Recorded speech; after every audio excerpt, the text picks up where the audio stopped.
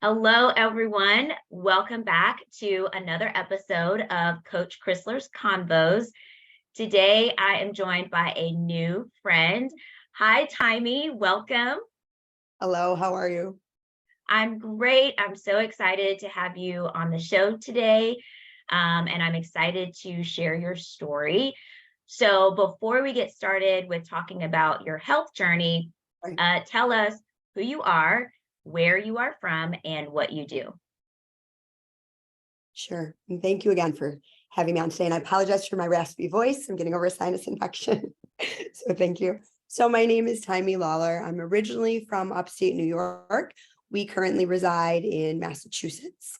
And I own a company called A Stretch Beyond Yoga, where I am a full integrative practitioner. I call myself an integrative anxiety specialist.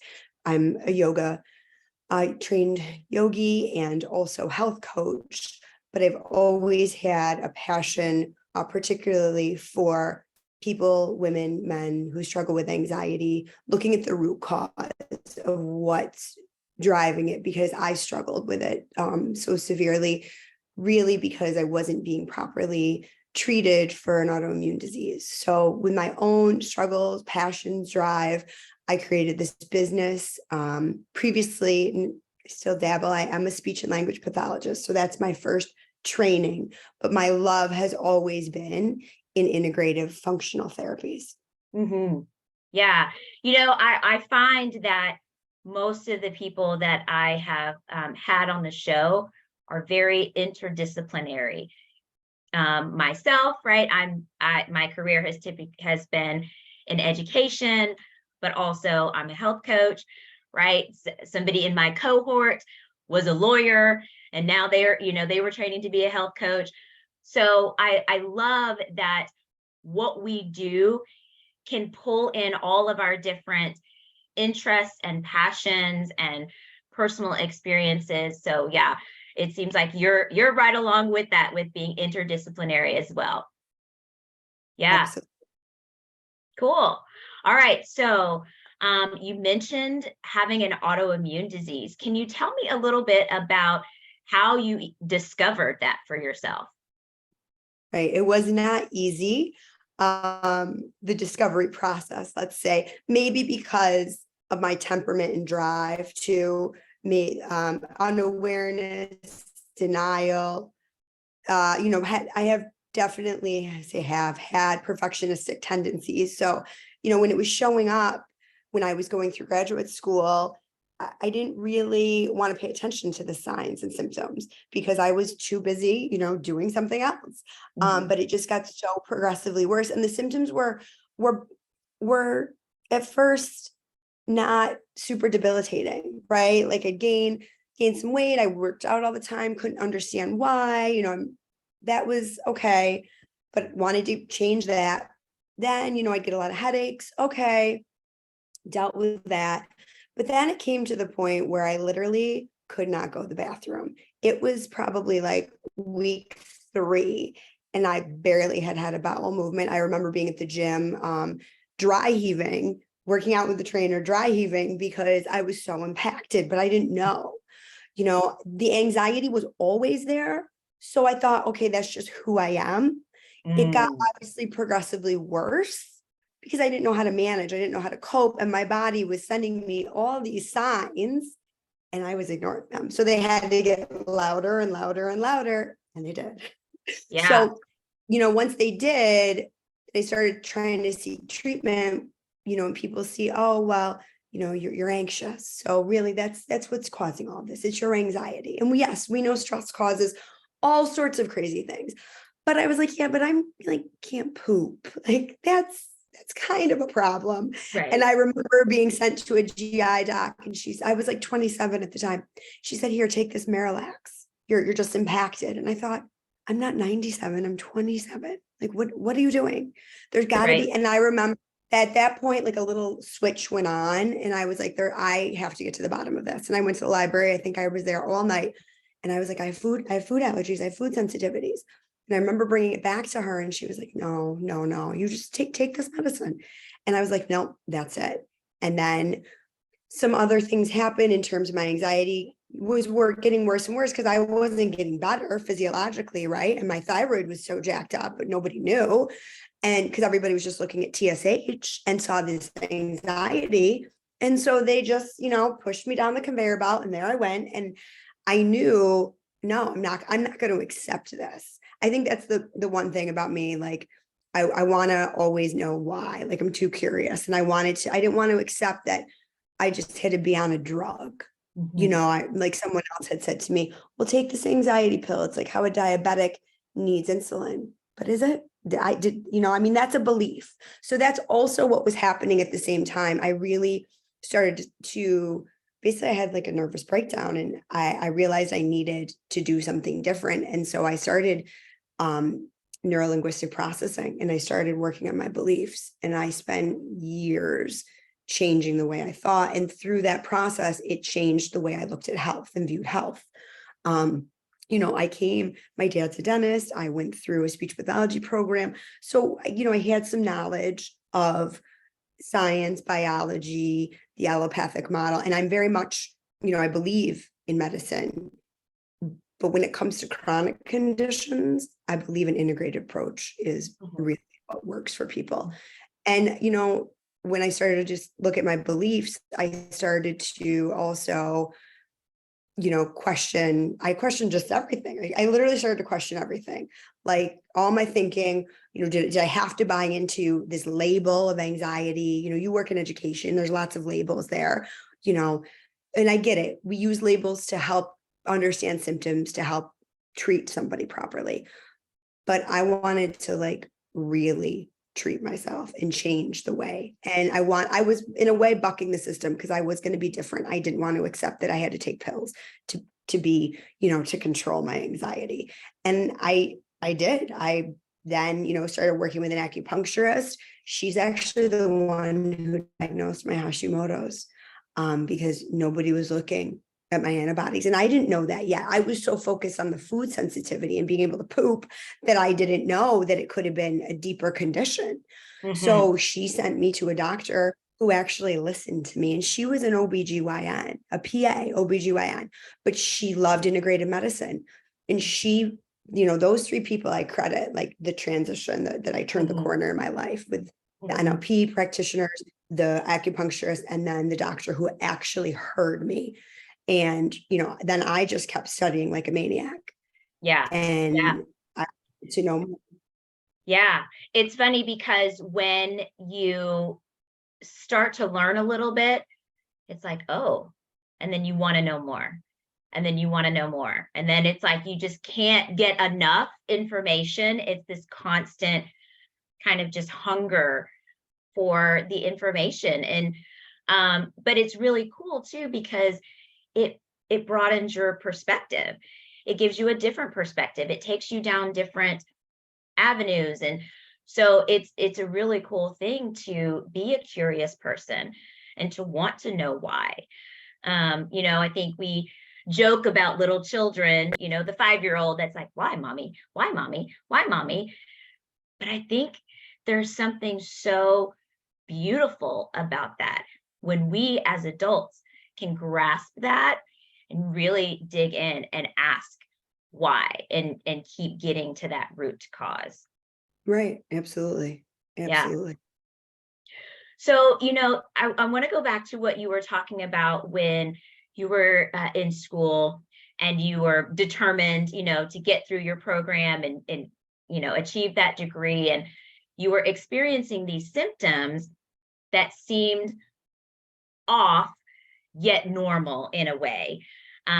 Because, I think oftentimes we believe that if something is a common occurrence, like a headache, that it's normal.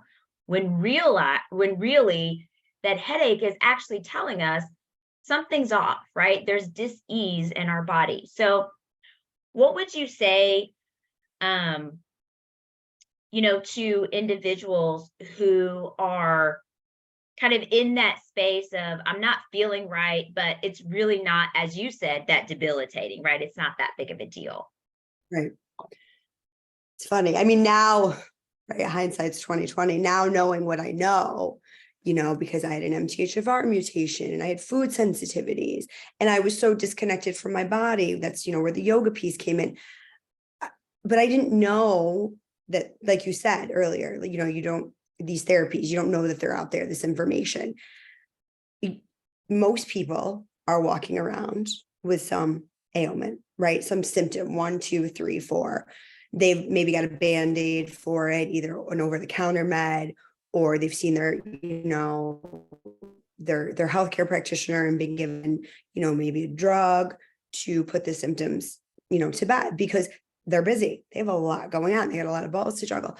And unfortunately, a lot of us are disconnected from our body. And that was definitely me. So as much as I loved exercise and I was always into health, I mean, I was probably reading health books, I think as early as 7th grade. That's really what I wanted to be, was a dietitian.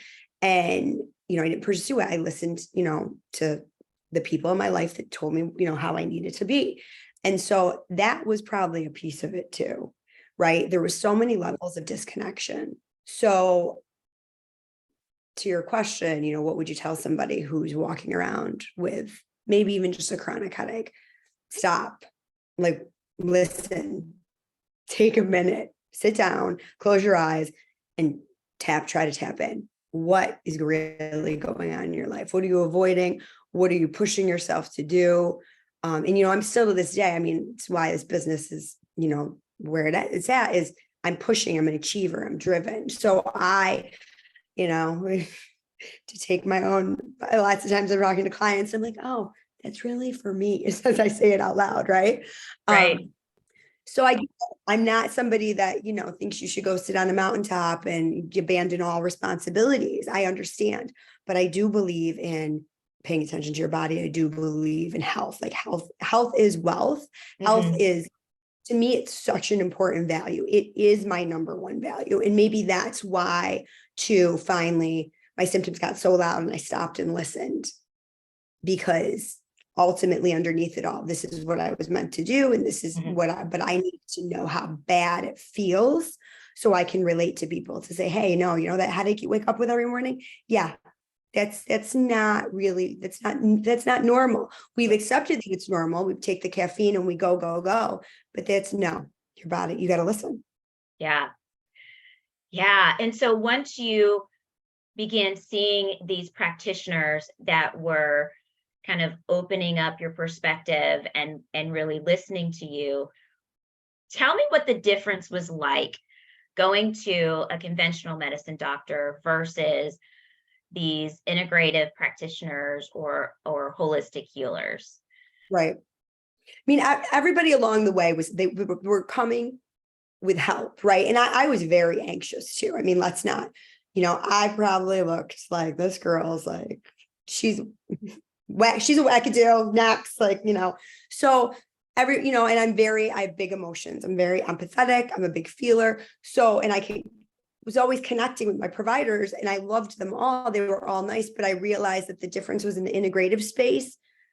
They had the time, right? They had the time to listen to me. They had new tools, and they helped me manage my thinking, which was really an anxious state, when you go into conventional medicine, there's no time, coming from education, there is no time.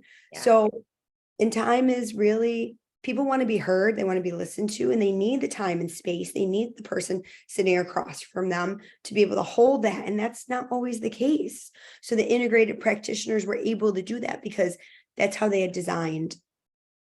That's how their business was designed. That's how their perspectives were designed, because they could. Yeah. And so that it's very intentional to have that space available for their patients. Absolutely. Like you said, that's how their practice is set up.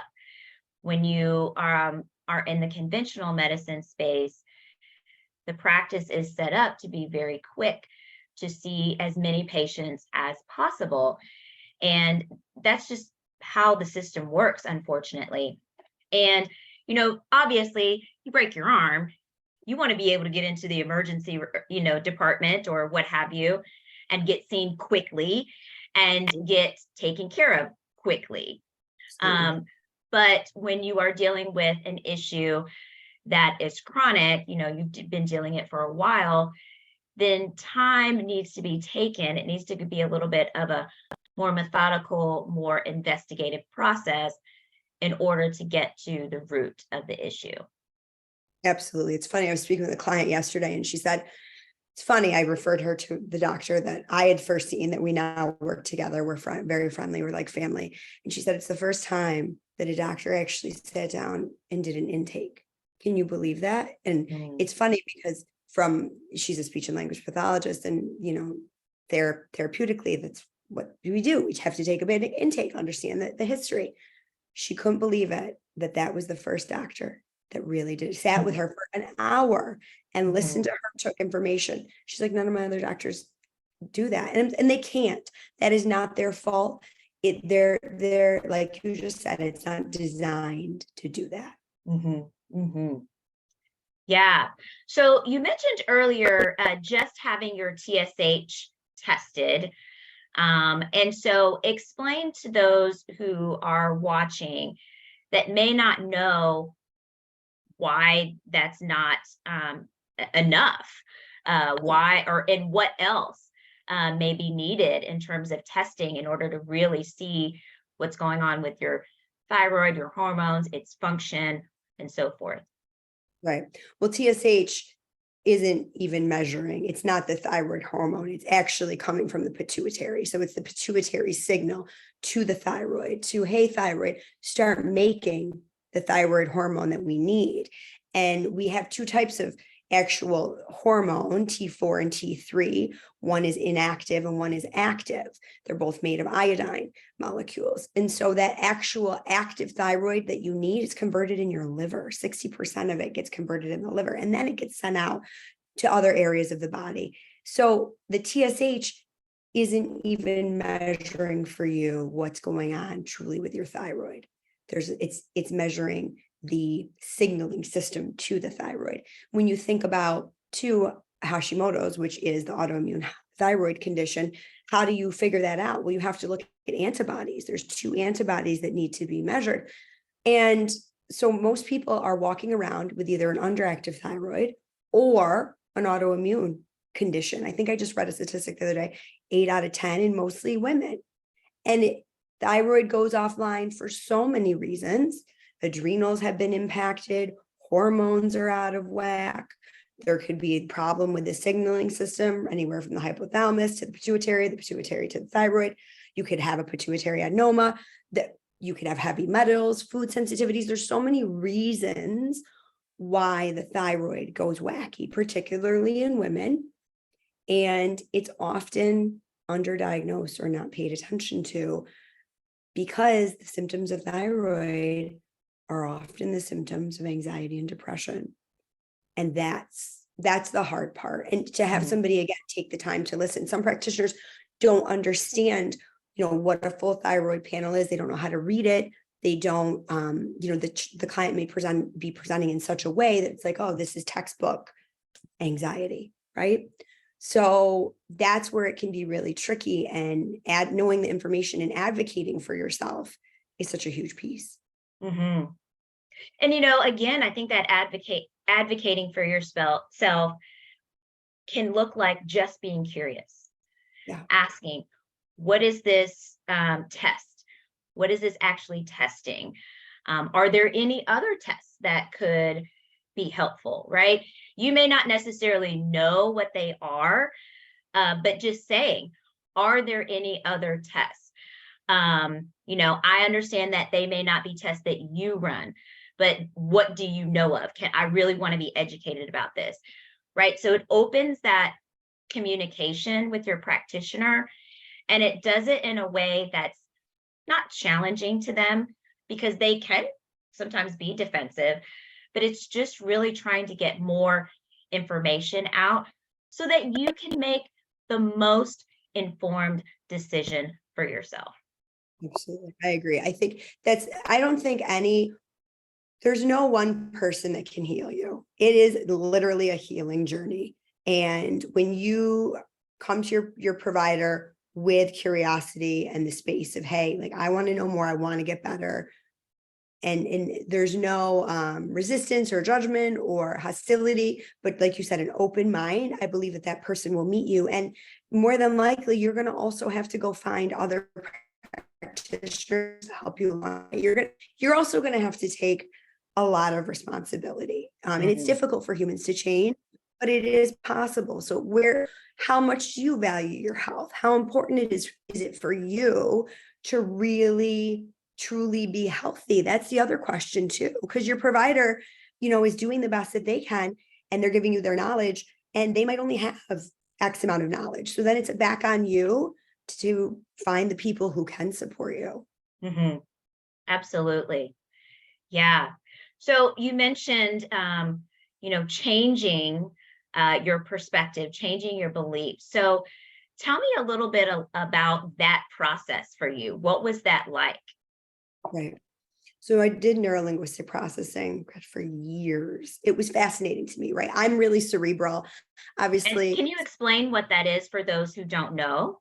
Sure. It's a coaching. I guess if you think about Tony Robbins, right? He is the king of NLP. There's different forms of NLP, but it's really taking the languaging of your brain and your mind and looking at it. How are you speaking to yourself? And all your thoughts and feelings, they come from your beliefs. And my beliefs were jacked up. They were rigid. They were perfectionistic. They were limited. They were full of fear. And so I had to train my brain, just like I would train my body with lifting a muscle, in the gym, lifting weights. I had to train my brain to think in a different way. Because if I could think all these scary thoughts, well, then the other side of that is I could think some pretty happy thoughts, some positive thoughts too. Temperament wise, I have a propensity, right, to be always to find like the problems. Maybe that's the speech therapist in me, right? What's wrong so I can fix it? I'm a fixer. But there's not always a problem. And so even that languaging, is it a problem or is it just a challenge? Is it really that bad? Where's the silver lining? So it was years of looking at everything. I blew apart everything, not just my health, but how my behaviors, how I spoke to people, the language I used, and during that time, I was also, because it is a very cerebral type of therapy, I also needed to get out of my head because I can get trapped there very easily. So that's where, yes, I was doing acupuncture, but then that's when I stepped on my yoga mat. And that was kind of like the tipping point to just a new version of me. It just turned on quicker because once you're on that mat and you're connected to your breath and you're moving, you can't worry about your thoughts because you're too busy worrying about getting through that pose and breathing through it. Yeah. Yeah. Breath work is so powerful. It's very underrated as a health tool. What would you say are some of the key things that you've noticed with yoga specifically that are very helpful for you? It's funny, I've been doing it for so long now, and it came so easy to me that it's what was helpful. I was always kinesthetic.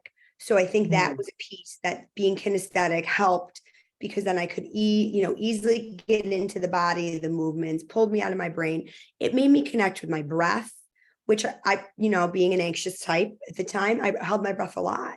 Definitely a clavicular breather, barely did I get down in my diaphragm. It also made me stop and pause. My to-do list had to go on hold. And it was a different way to work out, right? Because I was like a runner and a lifter and walking and running. And it was, a different way to practice. I obviously came in through very hot yoga. And I think most type A people have to. They have to get in. You can't just go into a restorative class or a meditation class and think you're going to like it. You're not. You have to go in and basically get ready to die on that mat in terms of just the exertion you're going to put in, right? The sweat, you're just pouring sweat. But when you're doing it, by the time you step off that mat, the problem that you walked in the door with or the worry more than likely isn't there, or you've turned the volume down significantly. Or, right, because the of yoga is to really yoga means union, right? To get to I want to say to what your soul is meant here to do. We call it your dharma, your purpose in yoga. So you're going to find that over time. It's kind of, they always make the analogy of peeling an onion every time you get on the mat, right? Because every time you step on the mat too, your body's not in the same place it was yesterday. Right. Your balance could be off, and tomorrow you could rock it. So every time you step on that mat, you're peeling back a layer of yourself. You drop your ego because you're often falling out of poses, and you're just basically working with you and your breath and your body on you. Yeah. So cool. So you've mentioned a couple of times your tendency towards perfectionism. And you just mentioned with yoga that there's a struggle there. So how do you think doing yoga has helped you with that issue of perfectionism? Right. I mean, when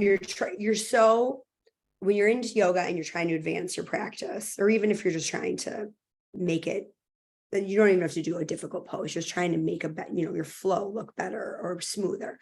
You're so honed in on just trying to get your body into that position or your breath that you're more determined to get it than you are to be perfect at it.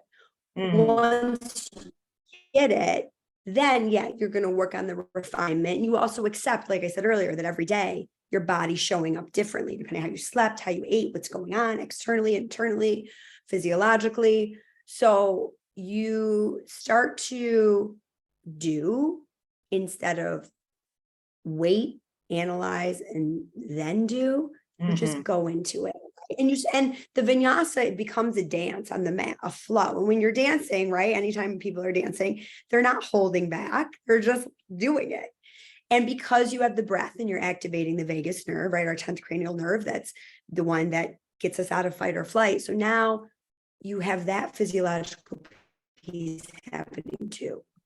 So you're even less likely to be so in your limbic system worried about how perfect can you make, that chaturanga. Wow. Okay. That's awesome. That's really, really neat to hear. So when you think now about where you were with your symptoms previously, having all of the different symptoms and kind of learning about the autoimmune and where you are now, what would you say, how much improved, I guess, would you say you are now? Where are your symptoms at and how are you feeling? Mhm. Well, I mean, I still do take, Armor thyroid. My thyroid was, by the time I caught the Hashimoto's, it was so jacked up that I had to, the goal, can I still do all the things? Cause I'm into biohacking. So I'm a slight biohacker. So my goal is eventually someday to get off that medication. In terms of any other drugs, anxiety medications, anything like that. No, I will never. That version of me does not exist. I take supplementation to support my body. I don't take any other forms of medication to help my mind. I don't need to. I figured out integratively, physiologically, spiritually, mentally, what I needed to do. So I'm glad that version of me existed. She had to in order to get to this point. And she had to, so I can, like I said earlier, I'm very empathetic. I'm a big feeler. I had to know how bad it feels. So when I work with people, I can say, yep, I've been there. I went through this, this, and this, and here I am. Here's what I do now. Now, I probably look like a crazy woman. I do tons of, my husband and I both, we value health. It is the highest priority for us. But again, I have to, so I can show other people that, oh, you can have a fraction of health value too and be happy. And so what are your symptoms like today in comparison to before? How are you feeling? Do you still get headaches? Are they just not as often? Those types of things. Right. Well, I'm happy to report that I can now poop every day, Yeah. sometimes multiple times a day, right? There were times where that, and it's normal. It doesn't look like rabbit turds. It doesn't, it is a normal bowel movement. That is huge because that's another piece I find so many people don't know that you should poop every day. And if you're not detoxing, if you can't detox that body, of course you're going to feel icky. Sure, as I'm approaching perimenopause, do I have days, especially with the amount I work, that I might feel a little more sluggish, may have a headache here or there? Absolutely, but I know what to do. I know, I'll better go castor oil pack, or go lay down for 15 minutes and meditate. Things that I never would have I would have laughed at if you told me that those things worked. Take a walk, get outside, go to bed early. Again, some are easy lifestyle hacks and some take a little effort and are out of the box. But when things pop up, I know how to deal with them where I didn't before. Yeah. And that just reflects the amount of self-discovery that you've done and the amount of self-awareness that you have. Right. Paying attention to the symptoms. And yes, I'm human. Are there days where I ignore certain things and I work too long and the next day, wonder why I'm overtired and craving sugar for my adrenal support? Yeah. But at least I have the answers. I'm not stuck in the dark thinking, oh my gosh, what's wrong with me? Right. My not good enough's coming up. I must be this, all the negative self-talk, or the denial that a lot of us do. No, those don't exist anymore. Mm. Yeah. And that is a huge changer. Yeah. I mean, something as simple as my husband and I both, if we ever get a headache, which is pretty rare for us, but if we ever get a headache, we both ask each other, how much water have you had today? Because we both know that if we've been go, go, go, go, go, and haven't been drinking water, that is one of the signs a headache will come on. And so that self-awareness now really is helpful to know, what, I haven't been drinking water. I haven't been tracking like I normally do. And so then grab that water bottle, get to going. So yeah. Right. Yeah. That's the thing about health. It can be that simple. It can also be that complex because could you have a genetic mutation? Do you have an MTHFR mutation that causes headaches, or literally, are you just dehydrated? So the gamut is that's, I guess it's a cool thing about health because you can come in the door with such simple lifestyle changes. And then depending how much value you have, how important it is for you to keep going, you can go down that path and go deeper. But it's up to you. You hold, right? You're in the driver's seat. You can decide. Yeah, absolutely. Well, this has been such a delightful conversation. Thank you so much for your time. If people want to know more, if they want to connect with you or maybe ask questions, where can they find you? Sure. So my website is Stretch Beyond Yoga. You can find me on TikTok, Instagram, Facebook, all Stretch Beyond Yoga. And that's where I do most of my free content, TikTok and Instagram. Okay. Almost, daily. Awesome. Well, I will share that information in the description under this episode. Again, this has been such a delightful conversation. Thank you for sharing all that you did. I appreciate you coming on the episode. And for those of you out there who are watching this episode and enjoyed it, make sure you like it. Make sure you subscribe to the channel so you don't miss any of the convos. And until next time, I'll see ya. Bye.